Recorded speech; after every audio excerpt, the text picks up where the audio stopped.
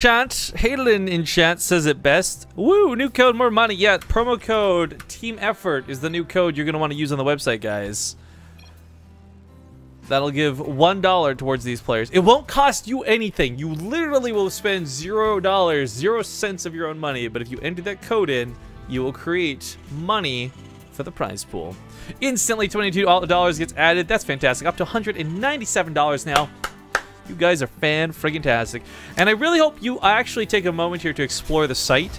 MATCHERINO is small and starting up, and even says beta in the corner, guys. But if you look at the other matches, like, it's got other streamer setups. It's got other games and matches hoping to play out. These are cool things where maybe you'll get to see some other things in the future, or you could sign up yourselves to stream and set up your own show match on this website. So it's kind of cool to see, and hopefully you guys will check it out. Maybe this will blow up. I'm personally pretty excited. I think this is a cool concept. But regardless, we're going to hop into the game. Spawning here on the top left side of Terraform. It's going to be the green Terran player, Beastyqt. And in the bottom right, playing for Flipside Tactics, he just tied up the Series 1-1 with a great proxy. That disgusting robo. It's Solace, a.k.a. Puck. And once again, I forgot to bring up the thing about the patch. So you know what? We're 3 games into the series. But I'm just going to either assume that they've figured it out on their own, or that they already know, or that they should have done their own research. I don't know. We're just going to kind of leave it be. But nothing too seriously dynamic has come out of this, I feel. Like that first game, it wasn't really the patch that killed. And second game, it wasn't the patch that really had an effect on that game either.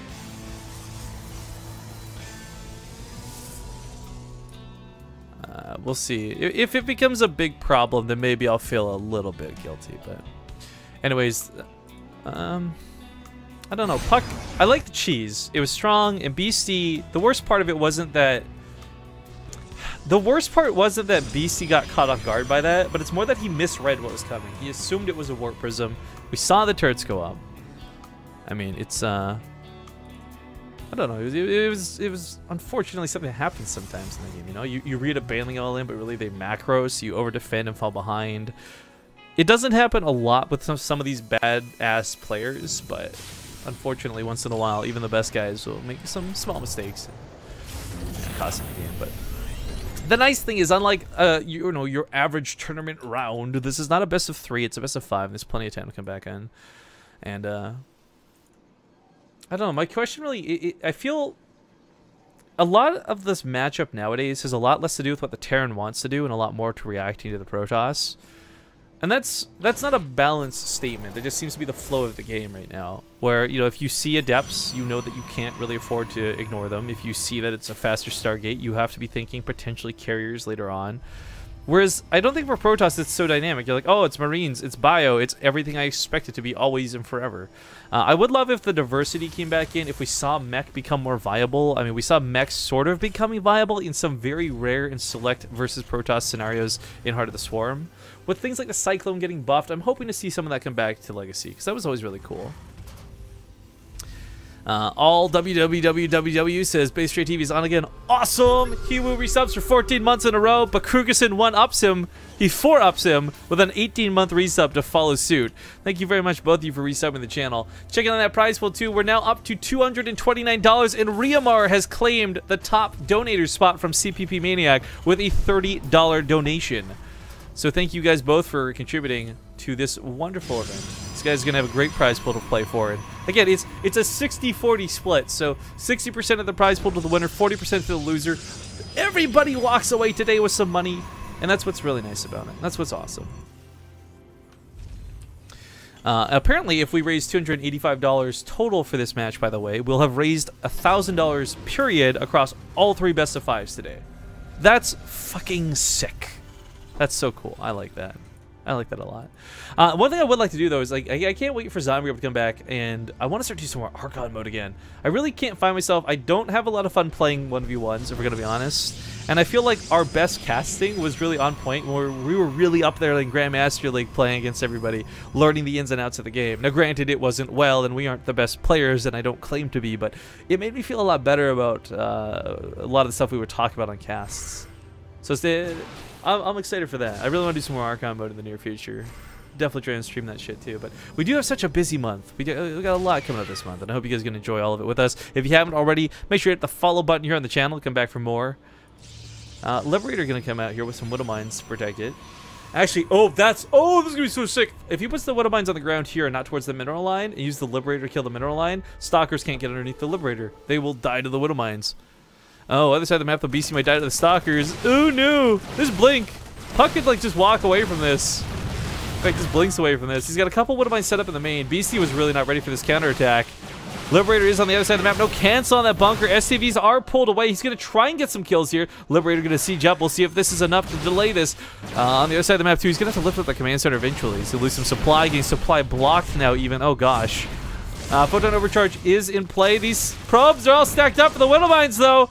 Looking for that shot! Oh! Gets about 7. Liberator's also up to about 6 kills itself. Damn.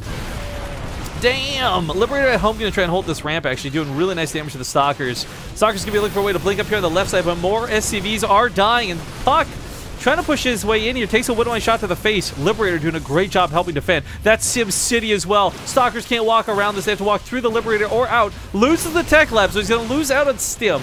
That's gonna hurt a lot for Beastie.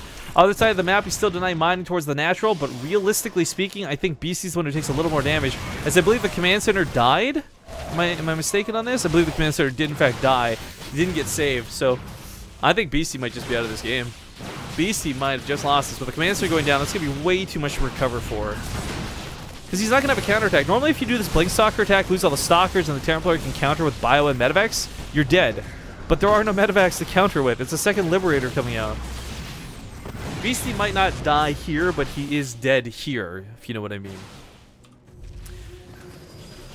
Role Model 77 in chat asking, wonder if you can dump Zombie-Grub. I didn't dump Zombie-Grub, guys. She's just on vacation. She'll be back on the 13th. She did some casting while she was from Korea. We want to talk about Rifkin's passion? Let's talk about how Zombie-Grub schedules. For a full year, she plans out this trip to Korea and still manages to squeeze in a couple of casts while she's there.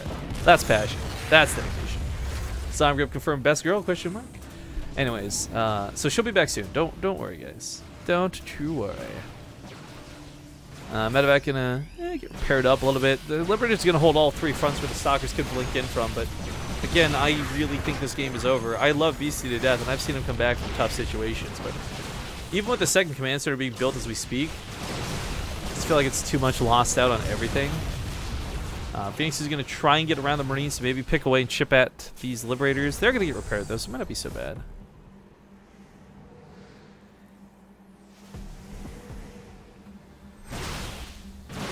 Alright, shots getting fired here.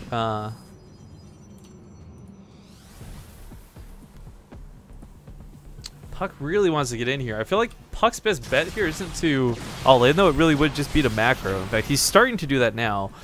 Stim Comm Shells is halfway done for Beast. He's going to try and keep that alive, but a third base gets taken from Puck while this goes on, and I like this move a lot, frankly. Phoenixes will police the skies, and if there are going to be Liberators that come across the map to try and do that thing to the mineral line again, not really going to happen. Not going to be super effective. Puck has lost very little resources through this. Shields are generating on these Stalkers. I mean, they can take the hits from the Liberators once again and blink away. And looks like we're up to $252 now on that show match, guys. Remember, you don't have to spend any money if you use the promo code Team Effort. It will add $1 to the prize pool. MATCHERINO will pay that out to the players. One Prism cancels. Command Center needs to be taken soon too, because you know what? Beastie's actually on 3 mineral patches. He's got a little less than 900 minerals left on all those mineral patches. So if he doesn't break out here, he is going to starve to death. It'll be the attrition game. Stalker's going to focus down top of the Liberators. Liberator's going to get picked up by the Phoenix potentially. I mean, again, just trying to push back this base. He already killed one of the orbitals. Second one's going to be forced to lift off once again. And truthfully, if he dives for this, it may even potentially be worth it. That's heavily questionable, but... Oh, man. Picks up that Widow Mine. Observer doing a great job. Does get picked off, though, sadly.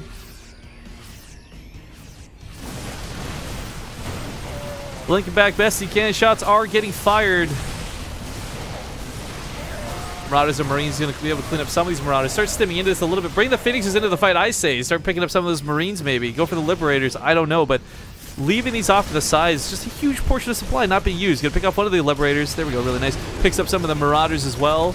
The super effective versus Stalker unit's gonna go get reduced in numbers. More Stalkers coming to get focused off that Liberator. One left, one remaining. Kind of like Beasty's lifeline, as he has mined out of his main at this point. He's got to keep this natural base alive. Puck's on 3 bases behind this. Like I said earlier, Beasty didn't die at that juncture in the game, but he was dead at that juncture in the game, and this is not getting better for him.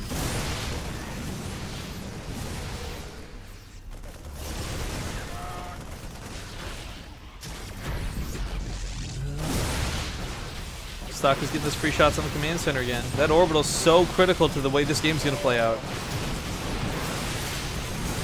Just dancing around the Liberators. Good blink control out of Puck. Beasty is going to tap out. GG, ladies and gentlemen. Solace will take game number 3, now leading this series 2-1. Not winning this outright yet. It's the best of 5 after all. He's got to win 1 more game, but this does put Beasty on his last life. I'm going to talk with the players, though, real quick. Prize pool up to $268, by the way. And by the way, did you guys see this patch? Apparently, it's live already. So, asking about the Warpins, asking about the Adepts. I'll let you know.